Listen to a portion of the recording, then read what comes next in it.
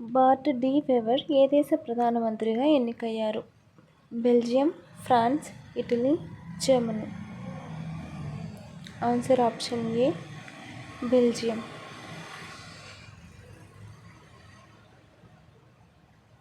బార్ట్ de Wever ఫిబ్రవరి 3, 2025న Belgium ప్రధానమంత్రిగా రాజు ఫిలిప్ చేత ప్రమాణ స్వీకారం చేయించారు.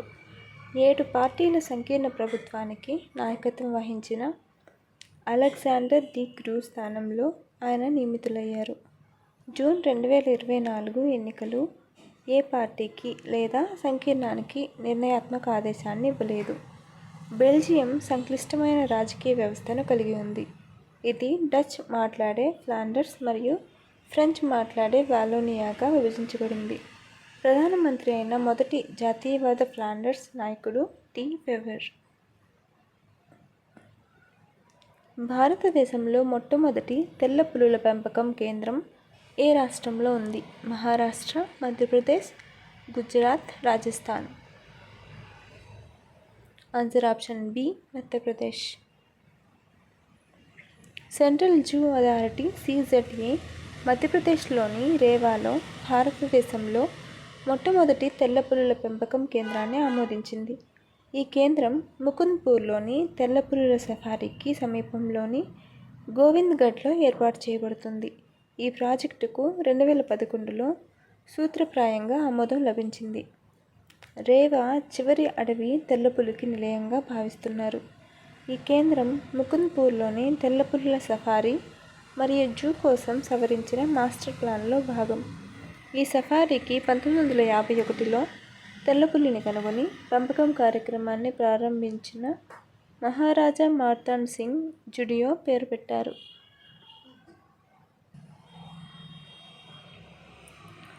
రాకెట్ భాగాల కోసం భారతదేశంలో అతిపెద్ద మెటల్ 3D ప్రింటింగ్ యంత్రాన్ని ఈ సంస్థ ప్రారంభించింది. IIT Madras, IIT Delhi, IIT Kanpur, IIT Hyderabad. Answer option D IIT Hyderabad. DRDO మరియు ఐఐటి హైదరాబాద్ రాకెట్ భాగాల కోసం భారతదేశంలో అతిపెద్ద మెటల్ 3D ప్రింటింగ్ యంత్రాన్ని ఆవిష్కరించాయి.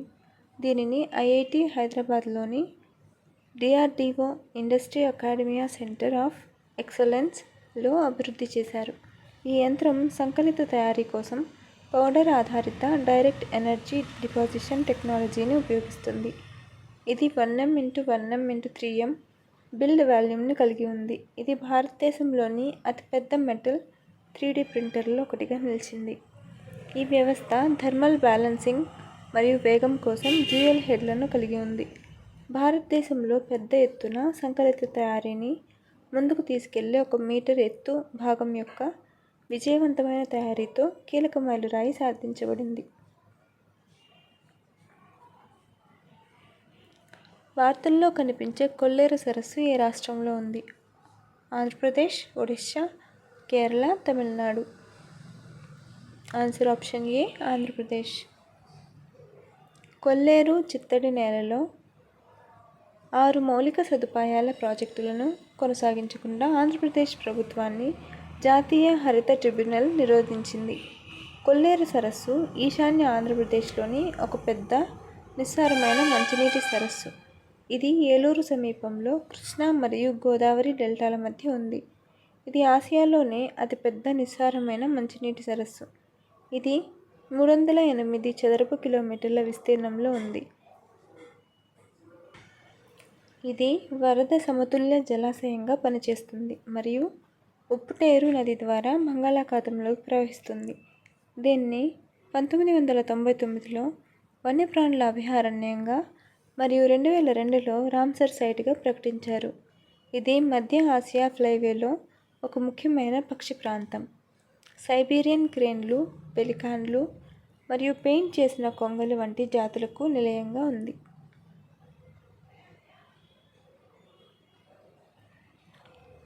ఎక్స్ట్రా లాంగ్ స్టేపుల్ ELS పత్తిని ప్రధానంగా ఏ దేశాల్లో పండిస్తారు? ఆప్షన్ ఏ రష్యా, అల్జీరియా మరియు Vietnam. Option B China, Egypt, Australia మరియు Peru. Option C Indonesia, Malaysia మరియు సింగపూర్.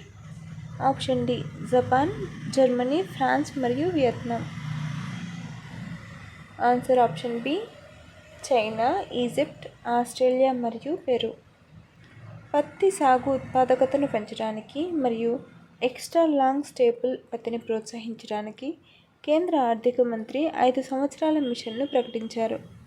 వస్త్రాలలో బంగారు ప్రమాణంగా పిలువబడే ఈఎల్ఎస్ పత్తి గోసిపియం బార్బరెన్స్ జాతి నుండి వచ్చింది. దీన్ని ఈజిప్షియన్ లేదా పిమా పత్తి అని కూడా పిలుస్తారు. ఇది 30 మిల్లీమీటర్లు మరియు అంతకంటే ఎక్కువ ఫైబర్ పొడవును కలిగి ఉంటుంది. ఇది దానిని బలంగా మరియు చక్కగా చేస్తుంది. దక్షిణ అమెరికాలో ఉద్భవించిన దీనిని ప్రధానంగా చైనా, ఈజిప్ట్, ఆస్ట్రేలియా మరియు పెరూలో పండిస్తారు. భారతదేశంలో దీనిని మహారాష్ట్ర మరియు తమిళనాడులోని కొన్ని ప్రాంతాల్లో పండిస్తారు.